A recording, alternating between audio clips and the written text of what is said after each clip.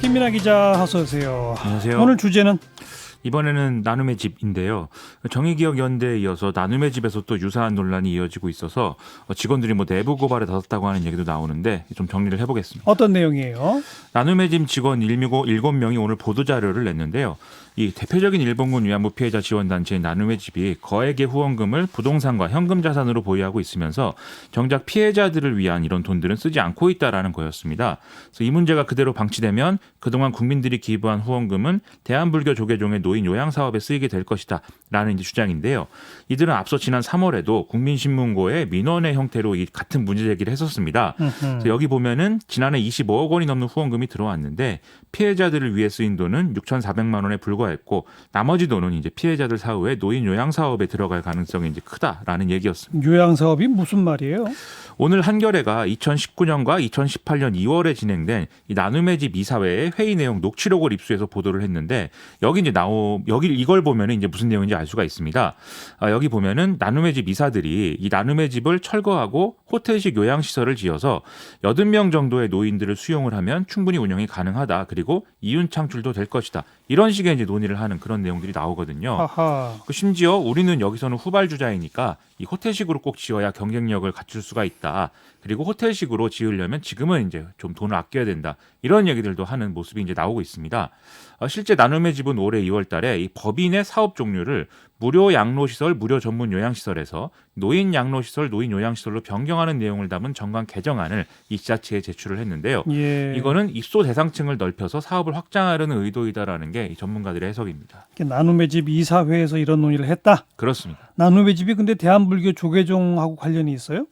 이게 지금 그 조계종은 나눔의 집은 스님들이 세운 법인일 뿐 종단에서 직접 운영 관리 감독할 권한은 없는 그런 독립된 사회복지 법인이다라고 해명을 하고 있는데요. 다만 이제 나눔의 집 법인의 정관을 보면 이사진의 3분의 2는 조계종 승적을 가진 자로 한다. 이렇게 이제 정해져 있는 그런 기관입니다. 예. 그리고 나눔의 집 자체가 1992년에 불교계를 중심으로 한 모금운동으로 또 설립이 됐기 때문에 그래요? 그렇습니다. 아예 관계가 없다라고까지 얘기할 수는 없는데요. 다만 이제 조계종 측의 주장은 나눔의 집의 후원금이 어떤 조계종이 하는 사업으로 넘어온다든지 이런 것들은 이제 불가능한 구조이기 때문에 그런 의혹 제기 내용은 사실이 아니다라고 주장을 하고 있는 이건 겁니다. 정의기억연대와는 관련은 없네요. 직접적인 관련은 없습니다.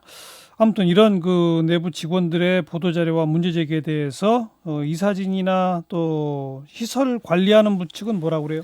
일단 나눔의 집 시설장인 안신권 소장의 경우에는 언론을 통해서 후원금은 일본군 위안부 피해자들을 위한 복지 사업과 기념 사업 그리고 추모 사업에만 썼고 법인을 위한 별도 사업에는 사용된 게 없다 이렇게 해명을 했습니다.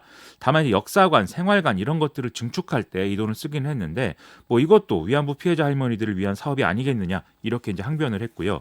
그다음에 피해자 할머니들에 대한 어떤 의료비라든지 간병비 이런 것들은 모두 이제 국비 지원이 된다는 점을 고려를 해야 되고 또 지난해 쓰인 6,400만 원의 경우에 교육, 건강 프로그램 등에 이제 들어간 비용이다라고 이제 얘기를 하는데 지금 나눔의 집에 있는 6명의 이제 그 위안부 피해자 할머니 중에 4명은 지금 거동이 어려운 상황이기 때문에 이런 점들을 종합해서 고려하면 이 돈이 이제 충분히 쓴 거라고 봐야 된다라는 게 안신권 소장의 주장입니다. 그 앞으로 그 돌아가신 후에 노인 요양 사업 계획 여기에 대해서는요? 이게 한겨레 기사를 보면은 나눔의 집 이사로 참여하고 있는 화평 스님이 설명을 한 게 이제 나오는데요. 지금 이게 요양원을 짓겠다는 것은 확정된 것은 아니다. 그리고 이 일이 후원금만 가지고 할 수 있는 일도 아니다. 이렇게 얘기를 하고 있습니다. 다만 이제 위안부 피해자 할머니들이 다 돌아가시고 나면 사업이 그러면 무조건 종결이 되는 건데 그때부터는 그럼 어떻게 할 것인지의 고민을 지금 할 수는 있는 거 아니냐 이렇게 얘기를 하고 있는데요. 또 이제 요양원을 지어서 다른 분들이 혜택을 받으면 그게 또 할머니들의 공덕이 되지 않겠느냐라는 얘기도 한 걸로 보도가 됐습니다. 하지만 나눔의 집에서 지금 문제 제기하고 있는 직원들은 학계에서도 지금 이렇게 이 전쟁의 피해자들이 모여서 이렇게 자체적인 삶의 터전을 만든 사례가 희귀하니만큼 지금 일본군 위안부 피해자들이 사용한 방이라든지 이런 시설들은 반드시 박물관으로 만들어서 보존을 해야 된다라고 이제 평가를 하고 있다. 이런 점을 들어서 반박을 하고 있는 그런 상황입니다. 예. 오늘 나눔의 집의 법인 이사회는 입장을 내고 시민사회가 공동으로 참여하는 진상조사회를 구성해서 이런 이제 의혹들의 진위를 확인하고 그에 따라서 상응하는 조치를 취하겠다라는 공식 입장을 밝혀놓은 상태입니다. 뭐 경기도나 광주시도 이미 감사를 하고 있다면서요? 그렇습니다. 경기도 광주시가 이제 감사를 진행하고 있다고 하고 또 방금 말씀드렸듯이 뭐 진상조사의 얘기도 나오니까 이런 절차들을 거치면 뭐 후원금을 어떻게 사용한 것인지 그리고 실제 이사회에서 어떤 논의를 했는지 이런 의혹들의 뭐 실제 내용들은 좀 어느 정도는 확인을 할 수 있을 것 같습니다. 하지만 다만 이제 분명한 거는 일본군 위안부 피해자들의 사후에 지금 나눔의 집이 어떤 사업을 할 것인가 여기에 대해서는 자기들끼리 여러 이제 의견을 나누고 있다는 거는 부정하지 않고 있는 상황이거든요. 그래서 실제로 그러면 그 이후의 사업을 어떻게 해야 될 거냐, 어떻게 하는 게 바람직할 거냐에 대해서는 우리가 또 같이 논의해야 될 문제인 건 확실히 보입니다. 그러니까 이 할머님들이 계시기 때문에 후원금이 수십억 들어온 거 아닙니까? 그렇습니다. 근데 그 할머니들 돌아가신 다음에 그 돈을 가지고 호텔식으로 증축을 해서 수익 사업까지 노리면서 요양 사업을 한다? 이건 아닌 것 같아요. 그렇죠. 아마 그런 생각에 동의하는 분은 거의 없을 겁니다. 그러니까요. 당연히 지금까지 모인 이런 돈들은 일본군 위안부 피해자들을 기리고 또 일본의 전쟁 범죄에 대한 책임을 묻고 이것을 인정하도록 만드는 활동들을 이어나가는 데 이제 쓰여야 되는 것이죠. 예. 그래서 이제 이번 사태에서 후원금이 일본군 위안부 피해자들을 위해서 쓰이지 않았다. 이런 문제 제기는 많이 하는데 또 우리 사회가 좀 일본군 위안부 피해자들이 다 돌아가시고 난 이후에 그러면 어떻게 일본의 과거에 대한 책임을 물을 것인가. 여기에 대해서는 좀 고민을 뒤로 밀어놓고 있는 것이 아닌가라는 점을 다시 한번 깨닫게 되지 않았는가 이런 생각이 들었는데요. 또 우리에게 남은 시간은 얼마 없기 때문에 지금부터라도 이런 고민을 같이 해나가야 모든 문제들을 좀 해결하는 데 도움이 될 것 같습니다. 자, 또 다음 주제는요. 긴급재난지원금의 허점인데요. 지금 이제 재난지원금을 상당히 많은 분들이 받아서 사용을 하고 있는데 일부에서 형평성 문제 뭐 이런 것들이 제기가 되고 있어서 보완을 한다고 해서 정리를 해보겠습니다. 어떤 논란들이 있어요? 이 긴급재난지원금은 코로나19로 어려움을 겪는 국민에게 재정적 도움을 주고 또 소비를 촉진해서 지역 경제를 활성화시킨다라는 이런 이제 목적들을 갖고 있기 때문에 이 목적을 달성하는 형태로 쓰도록 하기 위해서 지원금을 받은 사람이 살고 있는 광역단체 내의 소상공인이 운영하는 사업장에서 쓰도록 해놓은 그런 상황인 거죠. 그러니까요. 그래서 대형마트, 백화점, 유흥업종, 온라인 전대 상거래 이런 데서는 이제 사용할 수 없게 돼 있는 건데 이러다 보니까 이제 현실과 맞지 않는 부분들이 있다라는 지적들이었습니다. 맞지 않는 게 뭐예요?